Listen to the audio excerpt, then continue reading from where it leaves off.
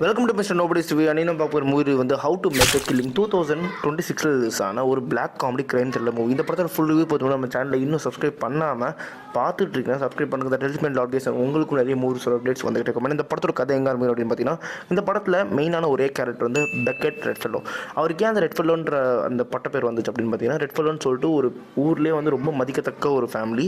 Around ஒரு 18 to 19 billion அளவுக்கு சொத்து மதிப்பு இருக்கிற ஒரு ஃபேமிலி. நம்ம பெக்கட்டோட ஹீரோ பெக்கட் அண்ட் அவரோட அம்மா வந்து மேரி பெக்கட். ஓகே, மேரி பெக்கட் இல்லை, மேரி ரெட்ஃபெல்லோ, சாரி. அண்ட் அவங்க என்ன ஆகுது அப்படின்னு பார்த்தீங்கன்னா, ஒரு பார்ட்டியில் மியூசிஷியனாக இருந்த ஒருத்தரை லவ் பண்ணி அவரோட வந்து அவர் கூட வந்து ரிலேஷன்ஷிப்பில் இருந்து ப்ரெக்னென்ட் ஆகிட்டாங்க. ஸோ இந்த விஷயம் தெரிஞ்சுக்கிட்ட அந்த குடும்பத்தோட பெரிய தலைவர் வந்து, நீ இந்த குடும்பத்தில் இந்த வீட்டு கீழே இருந்தனா அந்த புள்ளையை நீங்கள் ஏற்றுக்கூடாதுன்னு சொல்லிட்டு வெளியே துரத்தி விட்டுறாரு. ஓகேங்களா, இதுதான் வந்து பாஸ்ட்டில் நடந்த கதை. இப்போ நம்ம பெக்கட் எங்கே இருக்காரு அப்படின்னு பார்த்தீங்கன்னா, ஜெயிலில் உட்காந்துருக்காரு. இன்னும் 4 ஹவரில் அவரை தூக்கில் போட போகிறாங்க. ஏன் அவர் இங்கே வந்தாருன்றத ஒரு ப்ரீஸ்ட்டை கூப்பிட்டு அவர்கிட்ட வந்து கதையாக சொல்ல ஆரம்பிப்பார். இந்த மாதிரி எங்கள் அம்மா வெளியே அமிச்சிட்டாங்க. ஸோ வந்து எங்கள் அம்மா வந்து சாகும் போது என்கிட்ட ஒரு சத்தியம் வாங்கிட்டு தான் செத்தாங்க.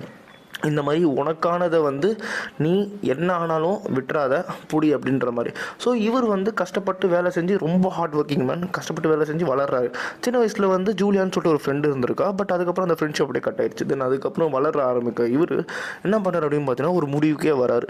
ஓகே, நம்ம பரம்பரையில் எவன் மிச்சமாக இருக்கணும், எல்லாரையும் கொல்லலாம் அப்படின்ற மாதிரி ஒரு விஷயத்தை வந்து ஆரம்பிக்கிறாரு. ஸோ அதை வந்து ஃபஸ்ட்டு அந்த அரௌண்ட் ஒரு 8-9 பேர் இருப்பாங்கன்னு நினைக்கிறேன், கரெக்டாக கணக்கு தெரில. ஸோ எல்லாரையும் படிப்படியாக கொல்ல ஆரம்பிப்பார். அப்படி கொல்ல ஆரம்பிக்கும் போது அடுத்ததாக ஒருத்தர் டார்கெட் பண்ணும்போது, அவர் வந்து நம்ம பெக்கட்டோட அங்கிள்.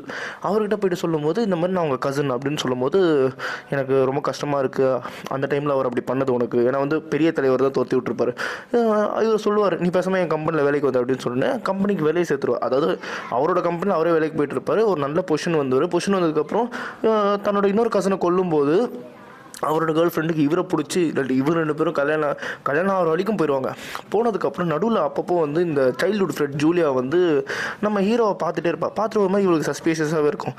என்ன இவன் வந்து இவன் சொன்ன மாதிரி இவன் ஃபேமிலியில் இருக்கிறவங்க அதாவது படிப்படியாக இறந்துட்டே வராங்க. அதே மாதிரி அவன் ஃபேமிலியில் இருக்கிற கம்பெனியில் வேலை செய்ய ஆரம்பிச்சா ஒரு மாதிரி இவங்களுக்கு ஒரு மாதிரி சஸ்ஸாக இருக்குது. அண்ட் அதே மாதிரி இந்த பக்கம் வந்து பெக்கெட்க்கு வந்து நல்ல லைஃப் அமைஞ்சிட்ருக்கு. ஆனாலுமே அவருக்கு வந்து அந்த சத்தியத்தை வந்து நிறைவேற்றி ஆகணும்னு சொல்லிட்டு ஒரு விஷயத்தை பண்ணுறாரு. பண்ணி முடிச்சிட்டதுக்கப்புறம் இங்கே வந்துடுறாரு ஜெயிலில். ஸோ அவர் என்ன பண்ணார், ஏன் இப்படி இருக்கார், இப்போ இங்கே வந்து தப்பிச்சாரா இல்லையா, அந்த சொத்துக்கு என்ன ஆச்சு, இந்த ஜூலியான்ற ஃப்ரெண்டு உள்ளே வந்து என்ன பண்ணா அப்படின்றத இந்த படத்தோட கதையே. அவர் சின்ன வயசில் ஜூலியா கிட்ட சொன்ன ஒரு விஷயம் தான் அவருக்கு வந்து வினையாக வந்து அமையும்னு சொல்லிட்டு அவருக்கு தெரியவே தெரியாது.